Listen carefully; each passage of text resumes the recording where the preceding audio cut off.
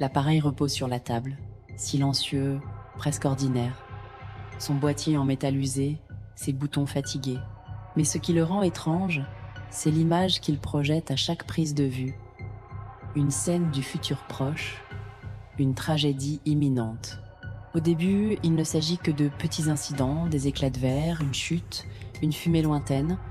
Mais rapidement, l'image se fait plus sombre, plus précise, comme si l'appareil connaissait l'avenir avec une clarté dérangeante. Il ne faut pas longtemps pour que la première photo révèle une catastrophe personnelle, une vie brisée dans le court horizon des prochaines minutes. La peur s'installe, fragile mais persistante, comme une ombre qui s'étire à chaque nouvel instant capturé. L'homme qui tient l'appareil commence à se demander si c'est un don ou une malédiction. Peut-il changer ce qu'il voit? Peut-il empêcher ce qui doit arriver? Chaque cliché devient une prophétie, un avertissement qu'il ne peut ignorer. La conscience se mêle à la culpabilité, à la paranoïa. Il se met à craindre chaque mouvement, comme si le futur était écrit dans le grain de l'image. Mais plus il essaye d'éviter la tragédie, plus elle semble inévitable. Comme si l'appareil ne voulait que révéler la vérité crue, sans filtre ni pitié. Les images deviennent de plus en plus précises. Il voit des visages familiers, des gestes anodins qui déclencheront le chaos.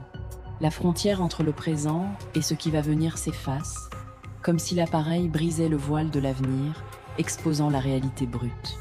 Il se demande si ce pouvoir est une bénédiction ou une malédiction, si l'avenir peut être changé ou s'il est déjà scellé. La peur de connaître la fin avant même de commencer devient une obsession, un poids insoutenable. La certitude de l'imminence de la tragédie hante chaque instant, chaque respiration. Et dans ce regard fixé sur l'objectif, il comprend que la véritable tragédie ne réside dans la conscience de cette vérité. La connaissance du futur ne donne pas toujours la force de changer le cours des choses.